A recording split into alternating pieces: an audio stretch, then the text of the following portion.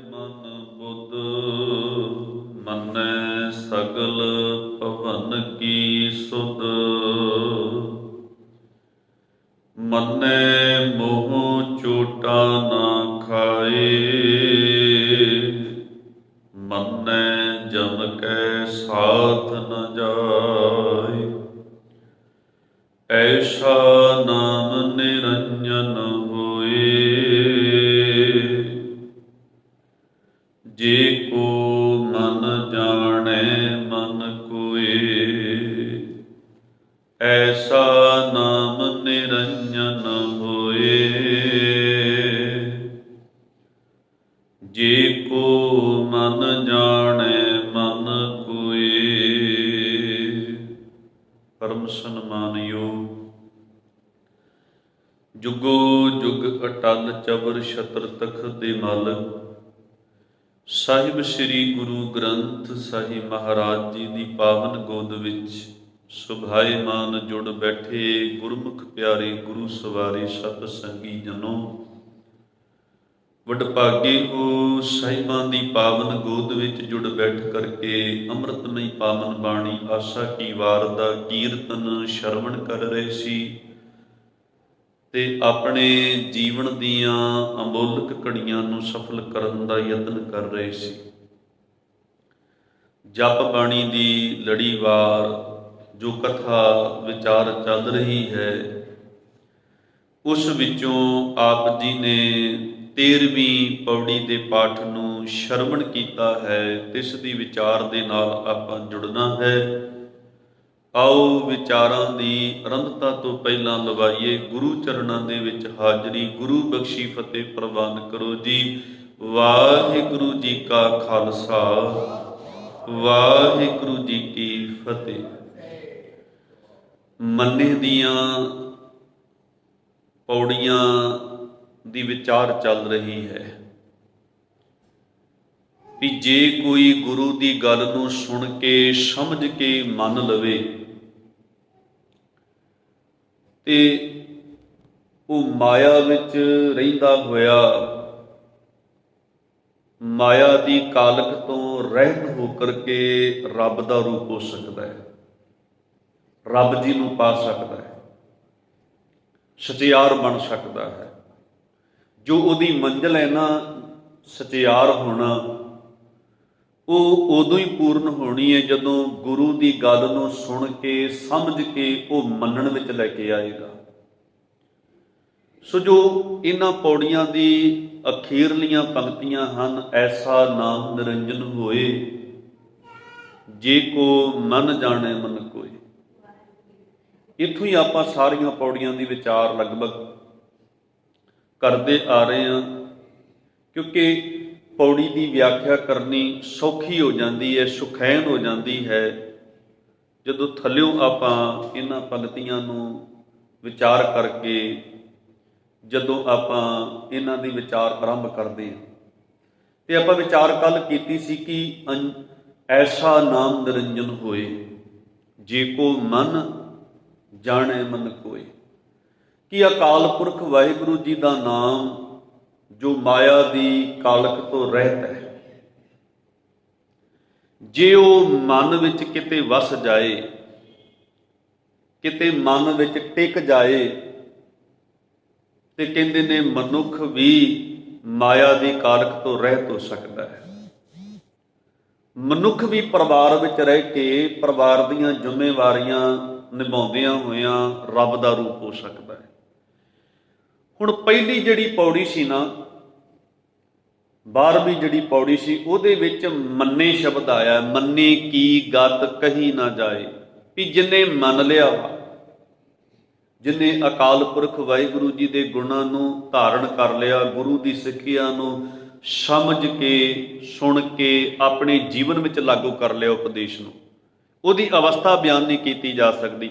ਹੁਣ ਜਿਹੜੀਆਂ ਅਗਲੀਆਂ ਪੌੜੀਆਂ ਨੇ 13ਵੀਂ 14ਵੀਂ 15ਵੀਂ, ਇਹਦੇ ਵਿੱਚ ਮੰਨੈ ਸ਼ਬਦ ਆਉਂਦਾ ਵਾ।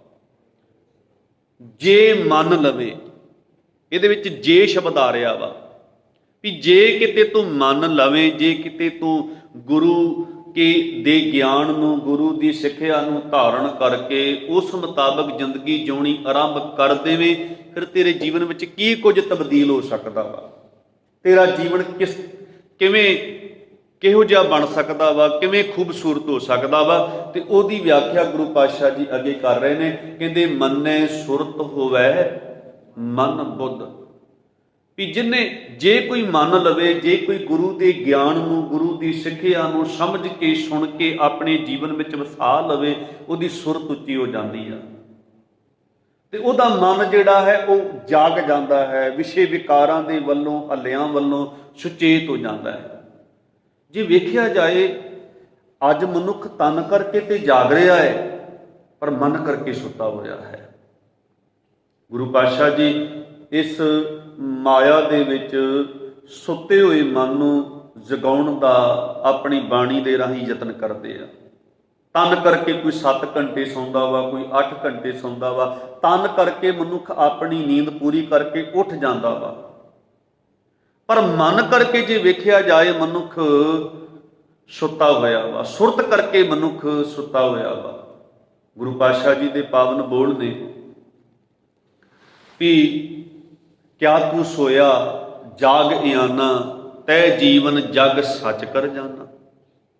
ਵੀ ਭਾਈ ਤੂੰ ਤੇ ਮਾਇਆ ਦੀ ਗੂੜੀ ਨੀਂਦੇ ਸੁੱਤਾ ਹੋਇਆ ਵਾ, ਤੂੰ ਇਸ ਨਾਸ਼ਵਾਨ ਜੀਵਨ ਨੂੰ, ਸਰੀਰ ਨੂੰ ਸੱਤ ਕਰਕੇ ਮੰਨ ਲਿਆ ਵਾ ਤੇ ਇਸੇ ਸਰੀਰ ਦੇ ਤੂੰ ਜਿਹੜੇ ਰਸ ਨੇ, ਜਿਹੜੇ ਭੋਗ ਨੇ, ਉਹਨਾਂ ਨੂੰ ਪ੍ਰਾਪਤ ਕਰਨ ਦੇ ਆਹਰ ਵਿੱਚ ਦਿਨ ਰਾਤ ਲੱਗਿਆ ਰਹਿਣਾ। ਇਹ ਤੇਰੇ ਸੁੱਤੇ ਹੋਏ ਹੋਣ ਦੀ ਨਿਸ਼ਾਨੀ ਆ। ਵਿਕਾਰੀ ਜੀਵਨ ਭੋਗਣਾ, ਵਿਕਾਰਾਂ ਵਿੱਚੋਂ ਰਸ ਲੈਣੇ,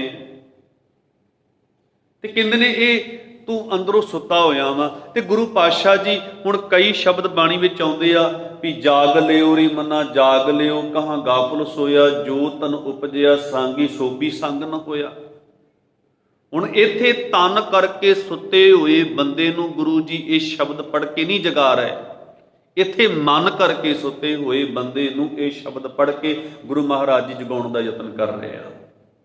ਹੁਣ ਮਨ ਸਾਡਾ ਜਿਹੜਾ ਹੈ ਉਹ ਮਾਇਆ ਦੀ ਗੂੜੀ ਨੀਂਦੇ ਸੁੱਤਾ ਹੈ, ਤੇ ਗੁਰੂ ਪਾਤਸ਼ਾਹ ਜੀ ਕਹਿੰਦੇ ਜਦੋਂ ਮਨ ਮਾਇਆ ਦੀ ਗੂੜੀ ਨੀਂਦੇ ਸੌਂ ਜਾਏ, ਕਿਉਂਕਿ ਮਨ ਇਸ ਸਰੀਰ ਨੂੰ ਚਲਾਉਣ ਵਾਲਾ ਇੱਕ ਡਰਾਈਵਰ ਹੈ, ਤੇ ਲਾਜ਼ਮੀ ਗੱਲ ਹੈ ਕਿ ਸਾਡੇ ਗਿਆਨ ਇੰਦਰੇ, ਸਾਡੇ ਕਰਮ ਇੰਦਰੇ ਵੀ ਸੌਂ ਜਾਂਦੇ ਨੇ। ਕਿਵੇਂ ਸੌਂਦੇ ਨੇ? ਗੁਰੂ ਪਾਤਸ਼ਾਹ ਜੀ ਕਹਿੰਦੇ ਨੈਨੋ ਨੀਂਦ ਪਰ ਦ੍ਰਿਸ਼ਟ ਵਿਕਾਰ, ਰਸਨਾ ਸੋਈ ਸੁਣ ਨਿੰਦ ਵਿਚਾਰ, ਰਸਨਾ ਸੋਈ ਲੋਭ ਮੀਠੇ ਸਾਧ। ਕਹਿੰਦੇ ਨੇ ਵੀ ਇਹ ਜਿਹੜੀਆਂ ਅੱਖਾਂ ਨੇ ਉਹ ਪਰਾਇਆ ਰੂਪ ਤੱਕ ਕਰਕੇ, ਵਿਕਾਰੀ ਇਹ ਦ੍ਰਿਸ਼ਟੀ ਰੱਖ ਕਰਕੇ ਇਹ ਸੁੱਤੀਆਂ ਹੋਈਆਂ ਨੇ। ਵਿਕਾਰ ਇਹ ਪਰਾਇਆ ਰੂਪ ਤੱਕਦੀਆਂ ਨੇ, ਇਹਨਾਂ ਦੇ ਅੰਦਰ ਮਲੀਨਤਾ ਹੈ। ਨੈਨੋ ਨੀਂਦ ਪਰ ਦ੍ਰਿਸ਼ਟ ਵਿਕਾਰ, ਪਰਾਇਆ ਰੂਪ ਤੱਕ ਕੇ ਅੰਦਰ ਵਿਕਾਰਾਂ ਨੂੰ ਜਨਮ ਦੇ ਰਹੀਆਂ ਹਨ, ਤੇ ਇਹ ਅੱਖਾਂ ਵੀ ਸੁੱਤੀਆਂ ਹੋਈਆਂ ਨੇ। ਸ਼ਰਵਣ ਸੋਏ ਸੁਣ ਨਿੰਦ ਵਿਚਾਰ, ਸਾਡੇ ਜਿਹੜੇ ਕੰਨ ਨੇ ਉਹ ਵੀ ਕਹਿੰਦੇ ਨੇ ਜੇ ਨਿੰਦਿਆ, ਚੁਗਲੀ, ਗੀਤ, ਗਾਣੇ, ਅਸ਼ਲੀਲ ਬਾਤਾਂ ਇਹ ਦਿਨ ਰਾਤ ਸੁਣਦੇ ਨੇ ਤੇ ਉਹ ਵੀ ਸੁੱਤੇ ਹੋਏ ਨੇ।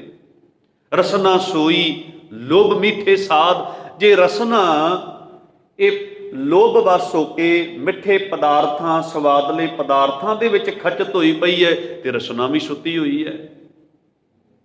ਤੇ ਗੁਰੂ ਪਾਤਸ਼ਾਹ ਜੀ ਕਹਿੰਦੇ ਮਨ ਸੋਇਆ ਮਾਇਆ ਬਿਸਮਾਦ, ਤੇ ਮਨ ਹੀ ਸੁੱਤਾ ਹੋਇਆ ਹੈ ਮਾਇਆ ਦੀ ਗੂੜੀ ਨੀਂਦੇ, ਤੇ ਮਨ ਦੇ ਸੌਣ ਦੇ ਨਾਲ ਇਹ ਸਾਰੇ ਕਰਮ ਇੰਦਰੇ ਵੀ ਸੁੱਤੇ ਹੋਏ ਨੇ। ਤੇ ਫਿਰ ਗੁਰੂ ਜੀ ਅੱਗੇ ਕਹਿੰਦੇ ਇਸ ਗ੍ਰਹਿ ਮਹਿ ਕੋਈ ਜਾਗਤ ਰਹਿ, ਸਾਬਤ ਵਸਤ ਉਹ ਆਪਣੀ ਲਹਿ। ਵੀ ਇਸ ਸਰੀਰ ਰੂਪੀ ਘਰ ਦੇ ਵਿੱਚ ਜੇ ਮਨੁੱਖ ਜਾਗ ਕੇ, ਸੁਚੇਤ ਹੋ ਕੇ ਜੀਵਨ ਬਤੀਤ ਕਰਦਾ ਹੈ, ਤੇ ਆਪਣੇ ਆਤਮਿਕ ਗੁਣਾਂ ਦੀ ਰਾਸ ਪੂੰਜੀ ਨੂੰ ਲੁੱਟਣ ਤੋਂ ਬਚਾ ਸਕਦਾ ਵਾ। ਜਿਹੜੀ ਆਤਮਿਕ ਜੀਵਨ ਦੀ ਰਾਸ ਪੂੰਜੀ ਆ ਨਾ, ਸੱਚ ਹੈ, ਸਬਰ ਹੈ, ਸੰਤੋਖ ਹੈ, ਦਇਆ ਹੈ, ਨਿਮਰਤਾ ਹੈ, ਇਹਨਾਂ ਨੂੰ ਲੁੱਟਣ ਤੋਂ ਬਚਾ ਸਕਦਾ ਵਾ। ਕਿਉਂਕਿ ਚੋਰ ਜਿਹੜੇ ਨੇ, ਡਾਕੂ ਜਿਹੜੇ ਨੇ, ਉਸੇ ਘਰ ਦੇ ਵਿੱਚ ਆ ਕਰਕੇ ਹੱਲਾ ਬੋਲਦੇ ਨੇ, ਚੋਰੀ ਕਰਦੇ ਨੇ। ਜਦੋਂ ਉਹਨਾਂ ਚੋਰਾਂ ਨੂੰ ਯਕੀਨ ਹੋ ਜਾਂਦਾ ਵੀ ਇਸ ਘਰ ਦੇ ਘੂਕ ਗੂੜੀ ਨੀਂਦੇ ਸੁੱਤੇ ਹੋਏ ਆ, ਉਦੋਂ ਆਪਣੀ ਚੋਰੀ ਨੂੰ, ਡਾਕੇ ਨੂੰ ਅੰਜਾਮ ਦਿੰਦੇ ਆ। ਜਿੰਨਾ ਚਿਰ ਕੋਈ ਘਰ ਦਾ ਇੱਕ ਅੱਧ ਪ੍ਰਾਣੀ ਵੀ ਜਾਂ ਮੁਖੀ ਵੀ ਜਾਗਦਾ ਹੈ, ਉਹਨਾਂ ਦਾ ਹੌਸਲਾ ਨਹੀਂ ਪੈਂਦਾ ਵੀ ਇਸ ਘਰ ਨੂੰ ਅਸੀਂ ਛੰਨ ਲਾ ਕੇ ਜਾਂ ਇਸ ਘਰ ਨੂੰ ਅਸੀਂ ਡਾਕਾ ਮਾਰ ਕੇ ਲੁੱਟੀਏ ਜਾਂ ਡਾਕਾ ਮਾਰੀਏ, ਚੋਰੀ ਕਰੀਏ। ਤੇ ਗੁਰੂ ਪਾਤਸ਼ਾਹ ਜੀ ਕਹਿੰਦੇ ਨੇ ਇਹ ਜਦੋਂ ਹੁਣ ਮੁਖੀਆ ਹੀ ਸੌਂ ਗਿਆ ਘਰ ਦਾ, ਹੁਣ ਜਦੋਂ ਮਨੁੱਖ ਅੰਦਰੋਂ ਸੌਂ ਹੀ ਗਿਆ ਮਾਇਆ ਦੀ ਗੂੜੀ ਨੀਂਦੇ, ਫਿਰ ਤੇ ਪੰਜਾਂ ਵਿਕਾਰਾਂ ਨੇ ਤੇ ਸਭ ਕੁਝ ਆ ਕੇ ਅੰਦਰੋਂ ਲੁੱਟਣਾ। ਮੂਸਨਹਾਰ ਪੰਜ ਬਟਵਾਰੇ। ਤੇ ਗੁਰੂ ਪਾਤਸ਼ਾਹ ਜੀ ਕਹਿੰਦੇ ਇਹ ਪੰਜ ਠੱਗ ਜਿਹੜੇ ਹਨ ਇਹ ਅੰਦਰ ਪ੍ਰਵੇਸ਼ ਕਰਕੇ ਕਹਿੰਦੇ ਨੇ ਮਨੁੱਖ ਦੇ ਅੰਦਰੋਂ ਰੱਬੀ ਗੁਣ ਲੁੱਟ ਜਾਂਦੇ ਨੇ। ਇਸ ਦੇਹੀ ਅੰਦਰ ਪੰਜ ਚੋਰ ਵਸੈ, ਕਾਮ ਕ੍ਰੋਧ ਲੋਭ ਮੋਹ ਹੰਕਾਰਾ। ਅੰਮ੍ਰਿਤ ਲੁੱਟੈ ਮਨਮੁਖ ਨਹੀਂ ਬੂਝੇ, ਕੋਈ ਨਾ ਸੁਣੇ ਪੁਕਾਰਾ। ਤੇ ਗੁਰੂ ਪਾਤਸ਼ਾਹ ਜੀ ਕਹਿੰਦੇ ਨੇ ਵੀ ਜਦੋਂ ਮਨ ਰੂਪੀ ਮੁਖੀਆ ਸੌ ਜਾਂਦਾ ਹੈ ਤੇ ਇਹ ਗਿਆਨ ਇੰਦਰੀ, ਕਰਮ ਇੰਦਰੀ, ਇਹ ਵੀ ਵਿਕਾਰਾਂ ਦੀ ਗੂੜੀ ਨੀਂਦੇ ਸੌ ਜਾਂਦੇ ਆ। ਇਹ ਵੀ ਆਪਣੇ ਫਰਜ਼ ਨੂੰ ਭੁੱਲ ਜਾਂਦੇ ਆ। ਤੇ ਇਹ ਜਿਹੜੇ ਵਿਕਾਰ ਹਨ ਉਹ ਮਨ ਦੇ ਅੰਦਰ, ਜੀਵਨ ਦੇ ਅੰਦਰ ਪ੍ਰਵੇਸ਼ ਕਰਕੇ, ਇਹ ਡਾਕੂ ਸੁੱਤੇ ਹੋਏ ਇਸ ਜੀਵਨ ਦੇ ਵਿੱਚ ਪ੍ਰਵੇਸ਼ ਕਰਕੇ ਸਾਰਾ ਕੁਝ, ਸਾਰੀ ਰਾਸ ਪੂੰਜੀ ਲੁੱਟ ਲੈਂਦੇ ਆ। ਕਿਉਂਕਿ ਮਨ ਸੁੱਤਾ ਹੋਇਆ, ਮਨ ਸੋਇਆ ਮਾਇਆ ਬਿਸਮਾਲ। ਤੇ ਗੁਰੂ ਪਾਤਸ਼ਾਹ ਜੀ, ਗੁਰੂ ਅਮਰਦਾਸ ਮਹਾਰਾਜ ਜੀ ਦਾ ਬੜਾ ਪਿਆਰਾ ਬਚਨ ਹੈ। ਗੁਰੂ ਪਾਤਸ਼ਾਹ ਜੀ ਕਹਿੰਦੇ ਆ ਕਿ ਤਿਹੀ ਗੁਣੀ ਸੰਸਾਰ ਭ੍ਰਮ ਸੁੱਤਾ, ਸੁੱਤਿਆਂ ਰਹਿਣ ਵਿਹਾਣੀ। ਵੀ ਸੰਸਾਰ ਜਿਹੜਾ ਹੈ ਮਾਇਆ ਦੀ ਤਿੰਨਾਂ ਗੁਣਾਂ ਦੀ ਗੂੜੀ ਨੀਂਦੇ ਸੁੱਤਾ ਹੋਇਆ ਹੈ। ਤੇ ਕਿਹੜੇ ਤਿੰਨ ਗੁਣ ਨੇ? ਰਜੋ ਗੁਣ, ਤਮੋ ਗੁਣ, ਸਤੋ ਗੁਣ। ਰਜੋ ਗੁਣ ਕੀ ਹੈ? ਰਾਜ ਕਰਨ ਦੀ ਭੁੱਖ, ਸਵਾਰਥੀ ਤੇ ਖੁਦ ਗਰਜੀ ਵਾਲੀ ਬਿਰਤੀ। ਆ ਵੇਖੋ ਹੁਣ ਜਦੋਂ ਆ ਰਾਜੇ, ਜਦੋਂ ਨੇਤੇ, ਇਹਨਾਂ ਨੂੰ ਕੋਈ ਪਦਵੀ ਚਾਹੀਦੀ ਆ, ਕੋਈ ਪੋਸਟ ਚਾਹੀਦਾ, ਜਦੋਂ ਆਪਣੇ ਦੇਸ਼ ਦੀ ਕੋਈ ਸੱਤਾ ਚਾਹੀਦੀ ਆ, ਕਿਵੇਂ ਹੱਥ ਜੋੜਦੇ ਨੇ, ਲੋਕਾਂ ਦੇ ਘਰਾਂ ਘਰਾਂ ਵਿੱਚ ਜਾਂਦੇ ਆ, ਗਲੀਆਂ ਗਲੀਆਂ ਦੇ ਵਿੱਚ ਜਾਂਦੇ ਆ, ਹਰ ਇੱਕ ਕੌਮਨਿਟੀ ਦੇ ਕੋਲ ਜਾਂਦੇ ਆ, ਹਰ ਇੱਕ ਕੌਮਨਿਟੀ ਦੇ ਨਾਲ। ਆਪਣੇ ਦੇਸ਼ ਵਿੱਚ ਬਹੁਤ ਸਾਰੀਆਂ ਜਾਤਾਂ ਨੇ, ਬਹੁਤ ਸਾਰੇ ਧਰਮ ਦੇ ਵੱਖਰੇ ਵੱਖਰੇ ਮਜ਼ਹਬ ਦੇ ਲੋਕ ਰਹਿੰਦੇ ਨੇ, ਹਰ ਇੱਕ ਮਜ਼ਹਬ ਦੇ ਲੋਕਾਂ ਦੇ ਵਿੱਚ ਜਾਂਦੇ ਨੇ, ਇੱਥੋਂ ਤੱਕ ਕਿ ਉਹਨਾਂ ਦਾ ਪਹਿਰਾਵਾ ਵੀ ਧਾਰਨ ਕਰਦੇ ਨੇ। ਵੇਖੋ ਆ ਕਈ ਨੇਤੇ ਜਦੋਂ ਸਿੱਖਾਂ ਦੇ ਵਿੱਚ ਜਾਂਦੇ ਆ ਤੇ ਆਪਣੇ ਸਿਰ ਦੇ ਉੱਤੇ ਪੱਗ ਬੰਨ੍ਹ ਕੇ ਜਾਂਦੇ ਆ ਤੇ ਸਿੱਖਾਂ ਨੂੰ ਲੁਭਾਉਣ ਦਾ ਯਤਨ ਕਰਦੇ। ਤੇ ਭੋਲੇ ਭਾਲੇ ਤੇ ਕਮਲੇ ਸਿੱਖ ਜਿਹੜੇ ਨੇ ਉਹਨਾਂ ਦੇ ਸਿਰ ਦੇ ਉੱਤੇ ਪੱਗਾਂ ਬਣਵਾ ਕਰਕੇ ਬੜੇ ਖੁਸ਼ ਵੀ ਹੁੰਦੇ ਆ। ਤੇ ਉਹ ਪੱਗ ਬੰਨ੍ਹਦੇ ਆ ਤੇ ਸਿੱਖਾਂ ਦੀ ਜੀ ਹਜ਼ੂਰੀ ਕਰਦੇ ਆ, ਹੱਥ ਜੋੜਦੇ ਆ। ਕਾਹਦੇ ਵਾਸਤੇ? ਵੀ ਅਗਲੇ 5 ਸਾਲਾਂ ਵਾਸਤੇ ਸਾਨੂੰ ਵੋਟ ਦਿਓ, ਸਾਨੂੰ ਨੇਤਾ ਬਣਾਓ, ਸਾਨੂੰ ਰਾਜਸੀ ਤਾਕਤ ਜਾਂ ਸੱਤਾ ਦਾ ਮਾਲਕ ਬਣਾਓ। ਹੱਥ ਜੋੜਦੇ ਆ। ਪਰ ਉਹੀ ਜਦੋਂ 5 ਸਾਲਾਂ ਦੀ ਜਦੋਂ ਸੱਤਾ ਉਹਨਾਂ ਦੇ ਕੋਲ ਆ ਜਾਂਦੀ ਆ ਤੇ ਜਿਨ੍ਹਾਂ ਦੇ ਵਿੱਚ ਜਾ ਜਾ ਕੇ ਉਹ ਹਮਦਰਦੀ ਉਹਨਾਂ ਨੂੰ ਅਹਿਸਾਸ ਦਿਲਾ ਰਹੇ ਸੀ, ਪੱਗਾਂ ਬੰਨ ਬੰਨ ਕੇ ਅਸੀਂ ਤੁਹਾਡੀ ਨਾਲ ਵਾਂ, ਤੁਹਾਡੀ ਭਰਾ ਵਾਂ, ਹੁਣ ਜਦੋਂ ਉਹ ਆਪਣੇ ਹੱਕ ਮੰਗਦੇ ਆ ਤੇ ਉਹਨਾਂ ਨੂੰ ਅੱਤਵਾਦੀ ਤੇ ਦੇਸ਼ਦਰੋਹੀ ਕਿਹਾ ਜਾਂਦਾ। ਉਹਨਾਂ ਦੀਆਂ ਪੱਗਾਂ ਉਤਾਰੀਆਂ ਜਾਂਦੀਆਂ ਵਾ, ਉਹਨਾਂ ਨੂੰ ਪ੍ਰਸ਼ਾਸਨ ਵੱਲੋਂ, ਆਪਣੀ ਪੁਲਿਸ ਵੱਲੋਂ ਕਾਨੂੰਨ ਦਾ ਡੰਡਾ ਦੇ ਕੇ ਕੁਟਵਾਇਆ ਤੇ ਮਾਰਿਆ ਜਾਂਦਾ, ਪੱਗਾਂ ਲਾਈਆਂ ਜਾਂਦੀਆਂ ਨੇ। ਇਹ ਖੁਦਗਰਜੀ ਨਹੀਂ ਹੋ ਗਈ, ਇਹ ਸਵਾਰਥਪਨਾ ਨਹੀਂ ਹੋ ਗਿਆ। ਉਹ ਅਗਲਾ ਬੰਦਾ ਜਿੰਨਾ ਚਿਰ ਸੱਤਾ ਤੇ ਨਹੀਂ ਨਾ ਬਹਿੰਦਾ ਉਹਨਾਂ ਚਿਰ ਉਹ ਬੰਦਾ ਵੋਟਾਂ ਲੈਣ ਲੱਗਿਆਂ, ਲੋਕਾਂ ਨੂੰ ਆਪਣੇ ਪਕਸ਼ ਵਿੱਚ ਕਰਨ ਲੱਗਿਆਂ ਹੱਥ ਜੋੜਦਾ ਵਾ। ਤੇ ਉਹਦੀਆਂ ਤਸਵੀਰਾਂ, ਉਹਦੇ ਪੋਸਟਰ ਵੀ ਜਿਹੜੇ ਹਨ ਉਹ ਹੱਥ ਜੁੜੇ ਹੋਏ ਜਗ੍ਹਾ ਜਗ੍ਹਾ ਤੇ ਲੱਗੇ ਹੁੰਦੇ। ਪਰ ਜਦੋਂ ਉਹ 5 ਸਾਲ ਬਾਅਦ ਦੇ ਸੱਤਾ ਤੇ ਉੱਤੇ ਆ ਜਾਂਦਾ ਵਾ, ਉਹ ਰਾਜਸੀ ਕੁਰਸੀ ਦੇ ਉੱਤੇ ਆ ਕੇ ਬਹਿ ਜਾਂਦਾ ਹੈ, ਫਿਰ ਉਹ ਹੱਥ ਨਹੀਂ ਜੋੜਦਾ। ਫਿਰ ਕਹਿੰਦਾ ਹੁਣ 5 ਸਾਲਾਂ ਤੱਕ ਮੈਂ ਤੁਹਾਡੇ ਕੋਲ ਹੱਥ ਜੜਾਵਾਂਗਾ। ਇਹ ਰਾਜਸੀ ਭੁੱਖ, ਇਹਨੂੰ ਕਹਿੰਦੇ ਰਜੋ ਗੁਣ। ਵਿਸ਼ਵਾਰਥੀ ਬਿਰਤੀ, ਖੁਦਗਰਜੀ ਵਾਲੀ ਬਿਰਤੀ, ਵੀ ਕੇਵਲ ਆਪਣਾ ਟੱਬਰ, ਆਪਣਾ ਪਰਿਵਾਰ, ਇਹਦੇ ਵਾਸਤੇ ਸੁੱਖ ਸਹੂਲਤਾਂ ਇਹਨੂੰ ਨਜ਼ਰ ਆਉਂਦੀਆਂ ਵਾ। ਬਸ ਇਹਦੇ ਵਾਸਤੇ ਮੈਂ ਸਭ ਕੁਝ ਕਰਨਾ ਵਾ। ਬਾਕੀ ਲੋਕ ਜਿਹੜੇ ਹਨ, ਭਾਵੇਂ ਉਹਨਾਂ ਨੇ ਮੈਨੂੰ ਵੋਟਾਂ ਦਿੱਤੀਆਂ ਨੇ, ਭਾਵੇਂ ਮੇਰੇ ਉੱਤੇ ਬੜਾ ਭਰੋਸਾ, ਬੜਾ ਵਿਸ਼ਵਾਸ ਉਹਨਾਂ ਨੇ ਮੇਰੇ ਉੱਤੇ ਰੱਖ ਕੇ ਮੈਨੂੰ ਇਸ ਕੁਰਸੀ ਤੇ ਬਿਠਾਇਆ, ਮੈਨੂੰ ਉਹਨਾਂ ਦੇ ਨਾਲ ਕੋਈ ਮਤਲਬ ਨਹੀਂ। ਇਵੇਂ ਸਵਾਰਥੀ ਤੇ ਖੁਦਗਰਜੀ ਵਾਲੀ ਬਿਰਤੀ ਅਗਰ ਕਿਸੇ ਭਰਾ ਦੇ ਵਿੱਚ ਆ ਜਾਏ ਤੇ ਉਹਨੂੰ ਆਪਣੇ ਬੱਚਿਆਂ ਦੇ ਵਿੱਚੋਂ ਰੱਬ ਦਿਖਦਾ ਵਾ, ਆਪਣੇ ਬੱਚਿਆਂ ਦਾ ਦੁੱਖ, ਆਪਣੇ ਬੱਚਿਆਂ ਦੀ ਤਕਲੀਫ ਤਾਂ ਨਜ਼ਰ ਆਉਂਦੀ ਹੈ, ਪਰ ਦੂਜੇ ਭਰਾ ਦੇ ਬੱਚਿਆਂ ਦਾ ਦੁੱਖ ਤਕਲੀਫ ਨੂੰ ਨਜ਼ਰ ਨਹੀਂ ਆਉਂਦਾ, ਕਿਉਂਕਿ ਖੁਦਗਰਜੀ ਬਿਰਤੀ ਆ, ਕਿਉਂਕਿ ਰਜੋਗੁਣੀ ਆ। ਤੇ ਰਜੋਗੁਣੀ ਬਿਰਤੀ ਜਿਹੜੀ ਹੈ ਉਹ ਖੋ ਕੇ, ਉਹ ਕਿਸੇ ਨਾਲ ਠੱਗੀ ਮਾਰ ਕੇ, ਕਿਸੇ ਨਾਲ ਧੋਖਾ ਕਰਕੇ ਆਪਣੇ ਆਪ ਨੂੰ ਪਾਲਣ ਦਾ ਯਤਨ ਕਰਦੀ ਹੈ। ਤੇ ਇਹ ਕਹਿੰਦੇ ਇੱਕ ਇਹ ਅਵਗੁਣ ਆ, ਤੇ ਕਹਿੰਦੇ ਨੇ ਇਸ ਅਵਗੁਣ ਦੇ ਵਿੱਚ ਮਨ ਸੁੱਤਾ ਹੋਇਆ ਵਾ। ਫਿਰ ਅੱਗੇ ਤਮੋਗੁਣੀ ਬਿਰਤੀ ਆਉਂਦੀ ਹੈ। ਤਮੋਗੁਣ ਦਾ ਅਰਥ ਹੁੰਦਾ ਹੈ ਅਗਿਆਨਤਾ, ਬਿਲਕੁਲ ਜਿਸ ਦੇ ਅੰਦਰ ਜੀਵਨ ਜਿਉਣ ਦਾ ਕੋਈ ਢੰਗ ਜਾਂ ਉਹਨੂੰ ਸੋਝੀ ਬਿਲਕੁਲ ਨਹੀਂ। ਰਜੋਗੁਣੀ ਤੇ ਦੂਜਿਆਂ ਨੂੰ ਲੁੱਟ ਕੇ, ਦੂਜਿਆਂ ਨਾਲ ਧੋਖੇ ਕਰਕੇ ਆਪਣੇ ਬੱਚਿਆਂ ਨੂੰ ਪਾਲਦਾ ਵਾ। ਤੇ ਜਿਹੜਾ ਤਮੋਗੁਣੀ ਹੈ ਉਹ ਆਪਣੇ ਹੀ ਬੱਚਿਆਂ ਦਾ ਸਕਾ ਨਹੀਂ ਬਣਦਾ, ਆਪਣੀ ਹੀ ਪਤਨੀ ਦਾ ਨਹੀਂ ਬਣਦਾ, ਆਪਣੇ ਹੀ ਮਾਂ-ਬਾਪ ਦਾ ਨਹੀਂ ਬਣਦਾ, ਕਿਉਂਕਿ ਉਹਦੇ ਘਰ ਦੇ ਵਿੱਚ ਜੋ ਵੀ ਚੀਜ਼ਾਂ ਨੇ ਜਾਂ ਬੱਚਿਆਂ ਦੀਆਂ ਕਿਤਾਬਾਂ ਵਾਸਤੇ ਕੁਝ ਪੈਸੇ ਨੇ, ਤਮੋਗੁਣੀ ਨੇ ਆਪਣਾ ਨਸ਼ਾ ਪੂਰਾ ਕਰਨ ਵਾਸਤੇ, ਆਪਣੀਆਂ ਲੋੜਾਂ ਪੂਰੀਆਂ ਕਰਨ ਵਾਸਤੇ ਉਹ ਬੱਚਿਆਂ ਦੀ ਪੜ੍ਹਾਈ ਦਾ, ਬੁੱਕਾਂ ਦਾ ਪੈਸਾ ਉਹ ਵਰਤ ਕੇ ਉਹਨੇ ਨਸ਼ਾ ਪੂਰਾ ਕਰ ਲੈਣਾ ਵਾ। ਆਟਾ ਵੇਚ ਆਉਣਾ ਵਾ, ਗਹਿਣੇ ਵੇਚ ਆਉਣੇ ਆ, ਕੱਪੜੇ ਵੇਚ ਆਉਣੇ ਆ। ਇਹ ਤਮੋਗੁਣੀ ਬੰਦੇ ਦੀਆਂ ਨਿਸ਼ਾਨੀਆਂ ਨੇ। ਉਹ ਆਪਣੇ ਬੱਚਿਆਂ ਦਾ ਵੀ ਸਕਾ ਨਹੀਂ ਹੁੰਦਾ, ਆਪਣੇ ਮਾਂ-ਬਾਪ, ਆਪਣੀ ਪਤਨੀ ਦਾ ਵੀ ਸਕਾ ਨਹੀਂ। ਪਤਨੀ ਲੈਣ ਲੱਗ ਕੇ ਵਿਚਾਰੀ ਗੈਸ ਆ ਜਿਹੜਾ ਮਿਲਦਾ ਪਿਆ ਸੀ ਜਾਂ ਸਰਕਾਰ ਵੱਲੋਂ, ਪ੍ਰਸ਼ਾਸਨ ਵੱਲੋਂ ਲੈ ਕੇ ਆਈ, ਉਹਨੇ ਢੋਲ ਹੀ ਵੇਚ ਛੱਡਿਆ ਆਪਣੀ ਨਸ਼ੇ ਦੀ ਪੂਰਤੀ ਕਰਨ। ਨਸ਼ੇੜੀ ਬੰਦਾ ਕੀ ਕੁਝ ਨਹੀਂ ਕਰਦਾ। ਤਮੋਗੁਣੀ ਆਪਣੇ ਬੱਚਿਆਂ ਵਾਸਤੇ ਵੀ ਕੁਝ ਨਹੀਂ ਕਰਦਾ। ਅੱਗੇ ਹੈ ਸਤੋਗੁਣੀ, ਥੋੜਾ ਜਿਹਾ ਵਿਖਾਵੇ ਦੇ ਧਰਮ ਦੇ ਕਰਮ ਕਰਨ ਵਾਲਾ। ਮੱਸਿਆ ਨਹਾਓ ਜੀ, ਸੰਗਰਾਂਦ ਤੇ ਚਲੇ ਜਾਓ ਜੀ, ਤੀਰਥ ਯਾਤਰਾ ਕਰ ਆਓ ਜੀ, ਪਰ ਅੰਦਰ ਹਉਮੈ ਹੈ, ਅੰਦਰ ਹੰਕਾਰ ਹੈ। ਮੇਰੇ ਵਰਗਾ ਤੀਰਥ ਇਸ਼ਨਾਨੀ ਕੋਈ ਨਹੀਂ। ਤੇ ਗੁਰੂ ਤੇਗ ਬਹਾਦਰ ਪਾਤਸ਼ਾਹ ਜੀ ਕਹਿੰਦੇ ਨੇ, ਤੀਰਥ ਬਰਤ ਅਰ ਦਾਨ ਕਰ, ਮਨ ਮੈਂ ਧਰੈ ਗੁਮਾਨ, ਨਾਨਕ ਨੇਫਲ ਜਾਤ ਤੇ ਜਿਉ ਕੁੰਚਰ ਇਸ਼ਨਾਨ। ਵੀ ਵਿਖਾਵੇ ਮਾਤਰ ਉਹਨੇ ਧਰਮ ਦੇ ਕਰਮ ਕਰਨੇ ਆ। ਤੇ ਗੁਰੂ ਅਰਜਨ ਦੇਵ ਪਾਤਸ਼ਾਹ ਜੀ ਕਹਿੰਦੇ ਨੇ, ਕਰਮ ਧਰਮ ਪਾਖੰਡ ਜੋ ਦਿਸੈ, ਤਿੰਨ ਜਮ ਜਗਾਤੀ ਲੁੱਟੈ। ਵੀ ਵਿਖਾਵੇ ਮਾਤਰ ਆਪਣੇ ਆਪ ਨੂੰ ਦੁਨੀਆ ਦੇ ਵਿੱਚ, ਸਮਾਜ ਦੇ ਵਿੱਚ ਧਰਮੀ ਪੇਸ਼ ਕਰਨ ਦੀ ਕੋਸ਼ਿਸ਼ ਕਰਦਾ ਹੈ ਤੇ ਧਰਮ ਦੇ ਵਿਖਾਵੇ ਦੇ ਕਰਮ ਕਰਦਾ ਵਾ। ਆਪਣੇ ਜੀਵਨ ਨੂੰ, ਆਪਣੀ ਸੋਚ ਨੂੰ ਬਦਲਣ ਵਾਸਤੇ ਨਹੀਂ ਉਹ ਧਰਮ ਦੇ ਕਰਮ ਕਰ ਰਿਹਾ। ਬਾਣੀ ਪੜ੍ਹ ਰਿਹਾ ਜਾਂ ਕੀਰਤਨ ਸਮਾਗਮਾਂ ਦਾ ਓਟ ਆਸਰਾ ਲੈ ਰਿਹਾ ਕਿ ਮੇਰਾ ਜੀਵਨ ਬਦਲੇ, ਮੇਰੀ ਸੋਚ ਬਦਲੇ, ਮੇਰੇ ਵਿਚਾਰ ਬਦਲਣ, ਐਸਾ ਕੁਝ ਨਹੀਂ। ਕੇਵਲ ਵਿਖਾਵੇ ਵਾਸਤੇ ਯਾਤਰਾਵਾਂ ਕਰ ਰਿਹਾ ਵਾ, ਮੱਸਿਆ ਸੰਗਰਾਂਦ ਤੇ ਜਾ ਰਿਹਾ ਵਾ, ਜਾਂ ਦਾਨ ਆਪਣੇ ਵੱਲੋਂ ਕੁਝ ਕਰ ਰਿਹਾ ਵਾ। ਤੇ ਗੁਰੂ ਪਾਤਸ਼ਾਹ ਜੀ ਕਹਿੰਦੇ ਨੇ, ਇਹ ਵਿਖਾਵੇ ਵਾਸਤੇ ਕੀਤੇ ਹੋਏ ਧਰਮ ਦੇ ਕਰਮ, ਗੁਰੂ ਮਹਾਰਾਜ ਜੀ ਕਹਿੰਦੇ ਨੇ, ਇਹਨਾਂ ਨੂੰ ਤੇ ਜਮ ਲੁੱਟ। ਕਿਹੜੇ ਜਮ ਲੁੱਟਦੇ ਆ ਜੀ? 5 ਵਿਕਾਰ। ਇਹ ਅੰਦਰੋਂ ਅੰਦਰ ਖੋਈ ਜਾਂਦੇ ਆ। ਹਉਮੈ ਅੰਦਰੋਂ ਅੰਦਰ ਖੋਈ ਜਾਂਦੀ ਸਾਰਾ ਕੁਝ। ਜੇ ਸਭ ਕੁਝ ਕਰਕੇ ਹਉਮੈ ਆ ਗਈ। ਕਰਮ ਧਰਮ ਪਾਖੰਡ ਜੋ ਦਿਸੈ, ਤਿਨ ਜਮ ਜਗਾਤੀ ਲੁੱਟੈ। ਫਿਰ ਅੱਗੇ ਕਹਿੰਦੇ, ਨਿਰਬਾਣ ਕੀਰਤਨ ਗਾਵੋ ਕਰਤੇ ਕਾ, ਨਿਮਕ ਸਿਮਰਤ ਜਿਤ ਛੂਟੈ। ਹੁਣ ਜਿਹੜੇ ਤੂੰ ਧਰਮ ਦੇ ਕੰਮ ਕਰਦਾ ਪਿਆ, ਤੇਰੇ ਉਹਨਾਂ ਧਰਮ ਦੇ ਕੀਤੇ ਹੋਏ ਕਰਮਾਂ ਦੇ ਵਿੱਚ ਸਵਾਰਥ ਜੁੜਿਆ ਹੋਇਆ, ਖੁਦਗਰਜੀ ਜੁੜੀ ਹੋਈ ਆ।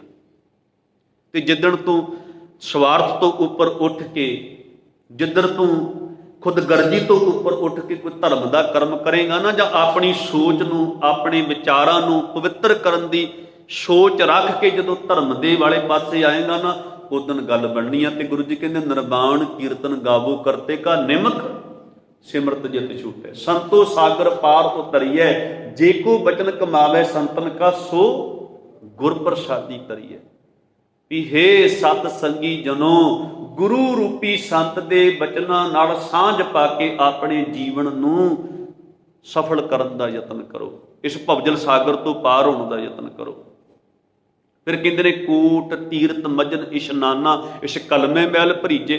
ਹੋਣਾ ਤੇ ਚਾਹੀਦਾ ਸੀ ਕਿ ਬੜੇ ਤੀਰਥਾਂ ਤੇ ਇਸ਼ਨਾਨ ਕੀਤਾ, ਸਾਰੀ ਦੀ ਸਾਰੀ ਮਲੀਨਤਾ ਕੱਟੀ ਜਾਣੀ, ਪਰ ਹੋਰ ਭਰ ਗਈ। ਇਹ ਤੇ ਉਲਟਾ ਹੋ ਗਿਆ। ਤੋ ਕੋਟ ਤੀਰਥ ਮਜਨ ਇਸ਼ਨਾਨਾ, ਇਸ ਕਲਮੇ ਮੈਲ ਭਰੀਜੈ। ਸਾਧ ਸੰਗ ਜੋ ਹਰ ਗੁਣ ਗਾਵੇ, ਸੋ ਨਿਰਮਲ ਕਰ ਦੀਜੈ। ਪਰ ਜਿਹੜਾ ਸਤ ਸੰਗ ਵਿੱਚ ਆ ਕੇ ਟਿਕ ਕੇ ਗੁਰੂ ਕੇ ਸ਼ਬਦ ਨਾਲ ਸਾਂਝ ਪਾ ਕੇ ਗੁਰੂ ਦੀ ਸਿੱਖਿਆ ਲੈ ਕੇ ਜੀਵਨ ਜਿਉਂਦਾ ਨਾ, ਉਹਦਾ ਮਨ ਨਿਰਮਲ ਹੁੰਦਾ ਵਾ, ਉਹਦਾ ਮਨ ਸ਼ੁੱਧ ਹੁੰਦਾ ਵਾ। ਤੇ ਗੁਰੂ ਪਾਤਸ਼ਾਹ ਜੀ ਕਹਿ ਰਹੇ ਨੇ ਕਿ ਇਹ ਜਿਹੜਾ ਸਾਡਾ ਮਨ ਆ, ਇਹ ਕਹਿੰਦੇ ਮਾਇਆ ਦੇ ਤਿੰਨਾਂ ਗੁਣਾਂ ਦੇ ਵਿੱਚ ਸੁੱਤਾ ਹੋਇਆ, ਰਜੋ ਗੁਣ, ਤਮੋ ਗੁਣ, ਸਤੋ ਗੁਣਾ, ਇਹਨਾਂ ਦੇ ਵਿੱਚ ਸੁੱਤਾ ਹੋਇਆ ਹੈ।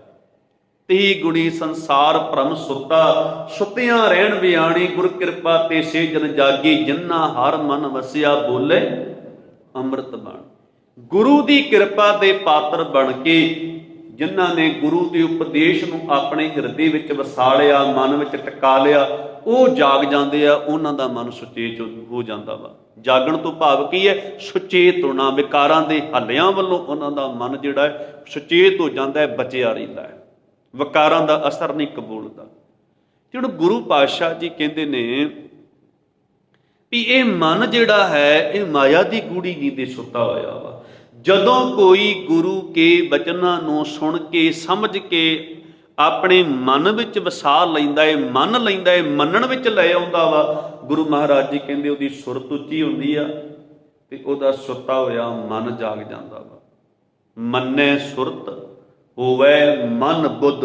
ਸੁਰਤ, ਮਨ, ਬੁੱਧ, ਇਹ ਭਾਵੇਂ ਉਤੋਂ ਤੋਂ ਵੱਖਰੇ ਵੱਖਰੇ ਸ਼ਬਦ ਲੱਗਦੇ ਆ, ਪਰ ਹੈ ਇੱਕੋ ਹੀ ਚੀਜ਼, ਹੈ ਇੱਕੋ ਹੀ ਚੀਜ਼ ਹੈ।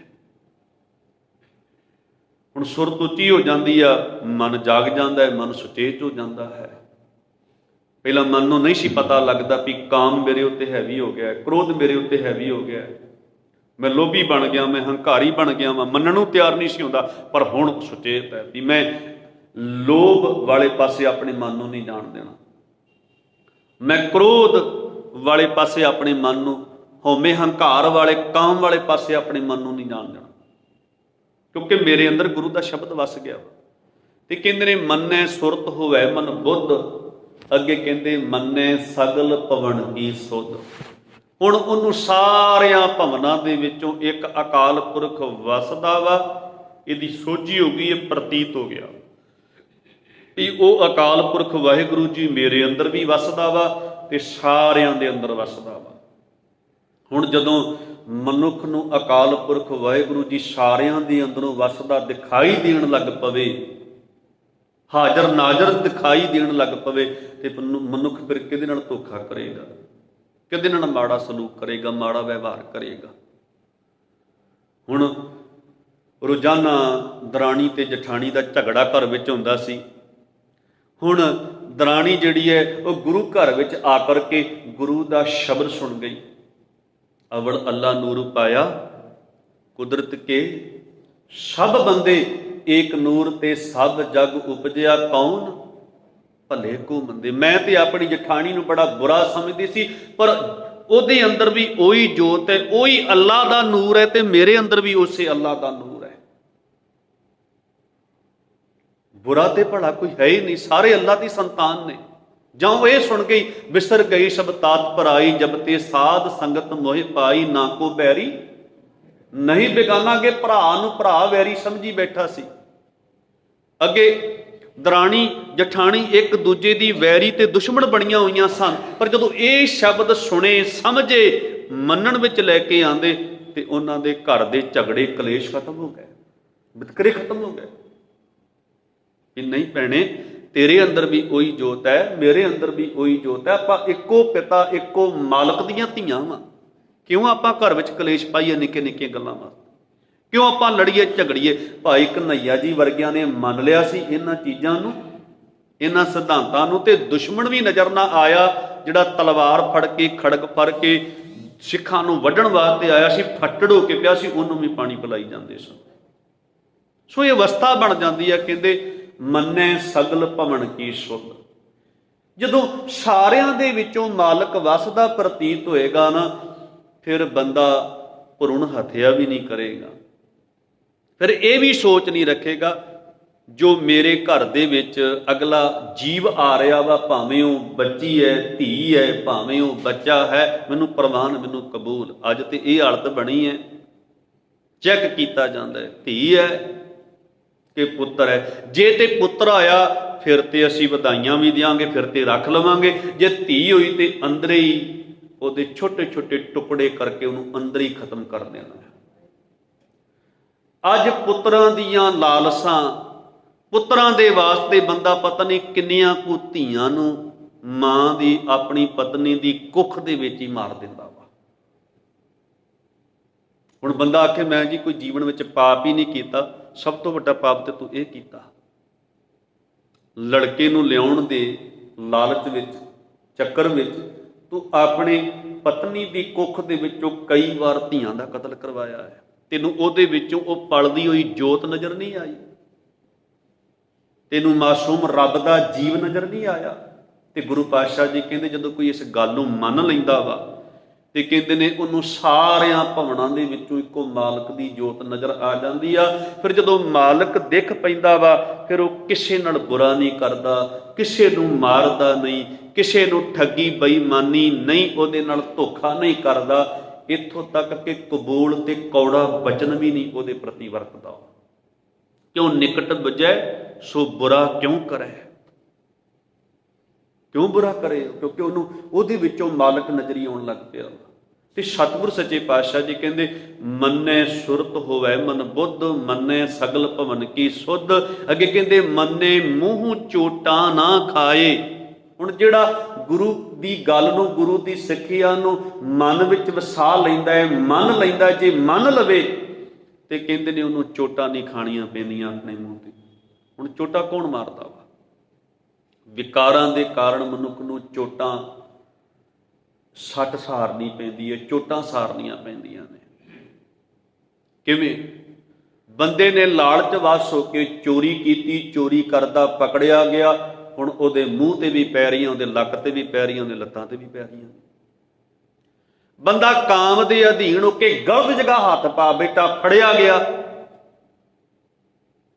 ਬੱਚੀ ਨੇ, ਅਬਲਾ ਨੇ ਲੋਕਾਂ ਨੂੰ ਕਹਿ ਦਿੱਤਾ ਵੀ ਇਹ ਮੇਰੇ ਨਾਲ ਗਲਤ ਹਰਕਤ, ਗਲਤ ਵਿਵਹਾਰ ਕਰ ਰਿਹਾ ਸੀ। ਉਸ ਕਾਮ ਨੇ, ਉਸ ਵਾਸ਼ਨਾ ਨੇ ਉਹਨੂੰ ਭਰੇ ਸਮਾਜ ਦੇ ਵਿੱਚ ਨਾਲੇ ਤੇ ਚੋਟਾਂ ਲਵਾ ਦਿੱਤੀਆਂ, ਨਾਲੇ ਇੱਜ਼ਤ ਪਤ ਲਵਾ ਦਿੱਤੀ। ਇਹ ਜਮ ਨੇ ਜਿਹੜੇ ਜਿਉਂਦੇ ਜੀ ਮਨੁੱਖ ਨੂੰ ਦੁੱਖ ਦਿੰਦੇ ਆ। ਹੁਣ ਅੱਜ ਆਮ ਸ਼ਬਦ ਵਰਤੇ ਜਾਂਦੇ ਆ, ਤੈਨੂੰ ਤੇ ਜਮਾਂ ਦੀ ਮਾਰ ਪਵੇਗੀ, ਜਮਾਂ ਦੀ ਮਾਰ ਦਾ ਸਾਹਮਣਾ ਕਰਨਾ ਪਵੇਗਾ। ਉਹ ਭਲਿਓ ਕਿਹੜੇ ਜਮ? ਆਹ ਜਮ ਜਿਉਂਦਿਆਂ ਜੀ ਮਨੁੱਖ ਨੂੰ ਦੁੱਖ ਦਿੰਦੇ ਆ। ਗੁਰੂ ਪਾਤਸ਼ਾਹ ਜੀ ਦਾ ਪਾਵਨ ਬੋਲ ਆਉਂਦਾ ਹੈ ਨਾ, ਅਵਰ ਪੰਚ ਹਮ ਏਕ ਜਨਾ, ਕਿਉਂ ਰਾਖੋਂ ਘਰ ਬਾਰ ਮਨਾ। ਵੀ ਮੈਂ ਤੇ ਇਕੱਲਾ ਵਾਂ, ਮੇਰੀ ਜਿੰਦ ਇਕੱਲੀ ਹੈ, ਤੇ ਪੰਜ ਦੂਤ, ਪੰਜ ਵਿਕਾਰ ਦੁੱਖ ਦੇਣ ਵਾਲੇ ਬਲਸ਼ਾਲੀ ਇਹਦੇ ਆਲੇ ਦੁਆਲੇ ਨੇ। ਅਵਰ ਪੰਚ ਹਮ ਏਕ ਜਨਾ, ਕਿਉਂ ਰਾਖੋ ਘਰ ਬਾਰ ਮਨਾ। ਮਾਰੇ ਲੁੱਟੇ ਨੀਤ ਨੀਤ ਕਿਸ ਆਗੇ, ਕਰੀ ਪੁਕਾਰ ਜਨਾ। ਦਿਨ ਰਾਤ ਮੇਰਾ ਆਤਮਿਕ ਸਰਮਾਇਆ ਲੁੱਟਦੇ ਨੇ, ਮੈਨੂੰ ਮਾਰਦੇ ਨੇ, ਆਤਮਿਕ ਮੌਤੇ ਦੁੱਖ ਦਿੰਦੇ ਨੇ। ਮੈਂ ਪੁਕਾਰ ਕਿਹਦੇ ਅੱਗੇ ਕਰਾਂ? ਅੱਗੋਂ ਜਵਾਬ ਗੁਰੂ ਵੱਲੋਂ ਆਇਆ, ਸ਼੍ਰੀ ਰਾਮ ਨਾਮਾ ਉਚਰਮ ਨਾ ਆਗੇ ਜਮ ਦਲ ਵਿਖਮਕਣਾ। ਹਰੀ ਪ੍ਰਭੂ ਦੇ ਗੁਣ ਗਾ, ਉਹਦਾ ਨਾਮ ਜਪ, ਨਹੀਂ ਤੇ ਆ ਜਮਾਂ ਦਾ ਜਿਹੜਾ ਦਲ ਹੈ ਨਾ, ਵਿਕਾਰਾਂ ਦਾ, ਜਿਨ੍ਹਾਂ ਦਾ ਤੂੰ ਜ਼ਿਕਰ ਕਰ ਰਿਹਾ, ਇਹ ਬੜੇ ਔਖੇ ਨਹੀਂ, ਬੜੇ ਡਾਢੇ ਨੇ। ਇਹ ਕਿੰਨੇ ਕੁ ਡਾਢੇ ਨੇ? ਕਿਉਂਕਿ ਚਾਰ ਵਰਨ ਚੌਹਾਂ ਕੇ ਮਰਦਨ ਖਟ ਦਰਸ਼ਨ ਕਰ ਤਲੀਰੇ, ਸੁੰਦਰ ਸੁਘਰ ਸਰੂਪ ਸਿਆਨੇ ਪੰਚੋ ਹੀ ਮੋਇ ਸ਼ਲੀਰੇ। ਚਾਰ ਵਰਨਾਂ ਦੇ ਵਿੱਚ ਬੜੇ ਬੜੇ ਵੱਡੇ ਬਹਾਦਰ ਤੇ ਸੁੰਦਰ ਯੋਧੇ ਪੈਦਾ ਹੋਏ, ਬੜੇ ਸਿਆਣੇ ਵੀ ਸਨ। ਉਹਨਾਂ ਬਹਾਦਰਾਂ ਨੂੰ, ਉਹਨਾਂ ਸੂਰਮਿਆਂ ਨੂੰ ਇਹਨਾਂ ਪੰਜਾਂ ਵਿਕਾਰਾਂ ਨੇ ਦਲਮਲ ਕਰਕੇ ਰੱਖ ਦਿੱਤਾ, ਪੇਸ਼ ਨਹੀਂ ਜਾਣ ਦਿੱਤੀ ਇਹਨਾਂ ਦੀ। ਕਹਿੰਦੇ ਨੇ ਜਿਨ ਮਿਲ ਮਾਰੇ ਪੰਜ ਸੂਰਬੀਰ ਐਸੋ ਕੌਣ ਬਲੀਰੇ। ਕੋਈ ਹੈ ਕੋਈ ਸੂਰਮਾ ਇਹਨਾਂ ਪੰਜਾਂ ਵਿਕਾਰਾਂ ਨੂੰ ਆਪਣੇ ਵਸ ਵਿੱਚ ਕਰ ਲੈਂਦਾ ਹੋਵੇ? ਜਿਨ ਪੰਚ ਮਾਰ ਵਿਦਾਰ ਗੁਦਾਰੇ ਸੋ ਪੂਰਾ ਏ ਕਲੀਰੇ। ਜਿਹੜਾ ਗੁਰੂ ਦੀ ਸ਼ਬਦ ਦਾ, ਬਾਣੀ ਦਾ ਓਟ ਆਸਰਾ ਲੈ ਕੇ ਇਹਨਾਂ ਪੰਜਾਂ ਨੂੰ ਆਪਣੇ ਵਸ ਵਿੱਚ ਕਰ ਲੈਂਦਾ, ਕਲ ਦੇ ਵਿੱਚੋਂ ਹੀ ਵੱਡਾ ਸੂਰਮਾ ਮੰਨਿਆ ਜਾਂਦਾ ਵਾ। ਸੋ ਗੁਰੂ ਪਾਤਸ਼ਾਹ ਜੀ ਕਹਿ ਰਹੇ ਨੇ ਕਿ ਇਹ ਜਮਾਂ ਦੀਆਂ ਚੋਟਾਂ ਤੋਂ ਤੂੰ ਬਚ ਜਾਏਗਾ। ਜਿਉਂਦੇ ਜੀ ਤੇ ਜਿਹੜੇ ਜਮ ਤੈਨੂੰ ਚੰਬੜੇ ਹੋਏ, ਉਹ ਜੋਏ ਦੂਤ ਮੋਏ ਬਹੁਤ ਸੰਤਾਪਤ ਤੇ ਭਿਆਨਕ ਭਇਆ। ਉਹ ਪੰਜੇ ਵਿਕਾਰ, ਪੰਜੇ ਦੂਤ ਜਿਹੜੇ ਮੈਨੂੰ ਬਹੁਤ ਸਤਾਉਂਦੇ ਸਨ, ਦੁੱਖ ਦਿੰਦੇ ਸਨ, ਹੁਣ ਭੈ ਭੀਤ ਹੋ ਕੇ ਉਹ ਮੇਰੇ ਅੱਗੇ ਲੱਗ ਤੁਰੇ, ਮੇਰੇ ਅਧੀਨ ਹੋ ਗਏ। ਸੋ ਗੁਰੂ ਪਾਤਸ਼ਾਹ ਜੀ ਕਹਿੰਦੇ ਨੇ ਮੰਨੇ ਮੂੰਹ ਚੋਟਾਂ ਨਾ ਖਾਏ, ਮੰਨੇ ਜਮ ਕੈ ਸਾਥ ਨਾ ਜਾਏ। ਇਹ ਜਮਾਂ ਦੀ ਮਾਰ ਤੋਂ ਬਚ ਜਾਏਗਾ। ਜਿਹੜਾ ਜਿਉਂਦੇ ਜੀ ਤੈਨੂੰ ਜਮ ਚੰਬੜੇ ਹੋਏ ਆ, ਜਿਉਂਦੇ ਜੀ ਇਹਨਾਂ ਜਮਾਂ ਦੀ ਮਾਰ ਤੋਂ ਅਗਰ ਬਚ ਗਿਆ, ਫਿਰ ਅੱਗੇ ਜਿਹੜੇ ਜੰਮਣ ਮਰਨ ਜਿਹੜਾ ਵਾ ਉਹ ਤੋਂ ਵੀ ਤੂੰ ਬਚ ਜਾਏਗਾ। ਪਰ ਸ਼ਰਤ ਇਹ ਐਸਾ ਨਾਮ ਨਿਰੰਜਨ ਹੋਏ ਜੇ ਕੋ ਮਨ ਜਾਣੇ ਮਨ ਕੋਈ। ਪਰਮਾਤਮਾ ਦਾ ਨਾਮ, ਗੁਰੂ ਦੀ ਸਿੱਖਿਆ, ਗੁਰੂ ਦਾ ਸ਼ਬਦ ਜੋ ਮਾਇਆ ਦੀ ਕਾਲਖ ਤੋਂ ਰਹਿਤ ਤੇ ਜੇ ਕਿਤੇ ਤੂੰ ਆਪਣੇ ਮਨ ਵਿੱਚ ਵਸਾ ਲਵੇਂ ਆ ਤੇਰੀ ਸੁਰਤ ਉੱਚੀ ਹੋ ਜਾਏਗੀ, ਤੇਰਾ ਮਨ ਜਾਗ ਜਾਏਗਾ।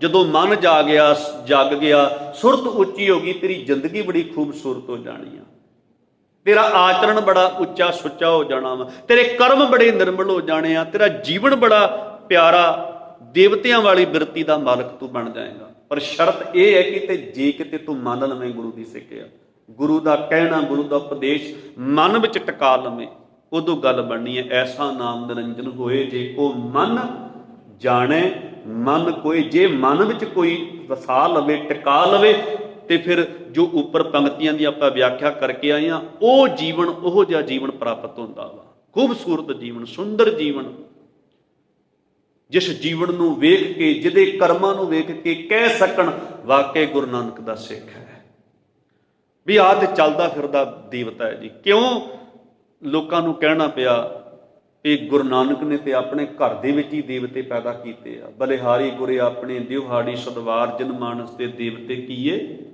ਕਰਤ ਨ ਲੱਗ। ਕਿਉਂਕਿ ਉਹਨਾਂ ਦੇ ਕਰਮ ਬੜੇ ਨਿਰਮਲ ਹੋ ਗਏ ਸੀ, ਸੋਚ ਬੜੀ ਨਿਰਮਲ ਉੱਚੀ ਹੋ ਗਈ ਸੀ, ਉਹਨਾਂ ਦੇ ਅੰਦਰ ਦੈਵੀ ਗੁਣ ਵਸ ਚੁੱਕੇ ਸਨ। ਨਿਰਵੈਰ, ਨਿਰਭਉ, ਦਇਆ, ਸਬਰ, ਸੰਤੋਖ, ਨਿਮਰਤਾ, ਪਰਉਪਕਾਰ, ਆਹ ਜਿਹੜੇ ਗੁਣ ਸਨ ਇਹ ਉਹਨਾਂ ਦੇ ਜੀਵਨ ਨੂੰ ਚਲਾ ਰਹੇ ਸਨ। ਤੇ ਜਦੋਂ ਉਹਨਾਂ ਦੇ ਇਹ ਕਰਮ ਵੇਖੇ, ਜੀਵਨ ਇਹੋ ਜਿਹਾ ਵੇਖਿਆ, ਦੂਜਿਆਂ ਦੇ ਦੁੱਖ ਵਿੱਚ ਸ਼ਾਮਲ ਹੁੰਦਿਆਂ ਨੂੰ ਵੇਖਿਆ, ਦੂਜਿਆਂ ਦੀ ਲੋੜ ਪੂਰੀ ਕਰਦਿਆਂ ਵੇਖਿਆ, ਪਰਉਪਕਾਰ ਭਲਾ ਕਰਦਿਆਂ ਵੇਖਿਆ, ਲੋਕ ਕਹਿੰਦੇ ਵੀ ਇਹ ਗੁਰੂ ਨਾਨਕ ਨੇ ਤੇ ਚੱਲਦੇ ਫਿਰਦੇ ਦੇਵਤੇ ਬਣਾ ਤਰੇ ਆ। ਸੋ ਉਹਨਾਂ ਨੇ ਆਪਣੇ ਮਨ ਵਿੱਚ ਗੁਰੂ ਕੇ ਬਚਨ ਨੂੰ ਸੁਣ ਕੇ ਸਮਝ ਕੇ ਵਸਾ ਲਿਆ ਸੀ, ਤਾਂ ਇਹੋ ਜਿਹਾ ਜੀਵਨ ਬਣਿਆ ਸੀ। ਸੋ ਇਤਨੀਆਂ ਵਿਚਾਰਾਂ ਪ੍ਰਵਾਨ ਕਰਨੀਆਂ। ਭੁੱਲ ਗਲਤੀ ਦੀ ਖਿਮਾ ਪ੍ਰਵਾਨ ਫਤਿਹ। ਵਾਹਿਗੁਰੂ ਜੀ ਕਾ ਖਾਲਸਾ, ਵਾਹਿਗੁਰੂ ਜੀ ਕੀ ਫਤਿਹ।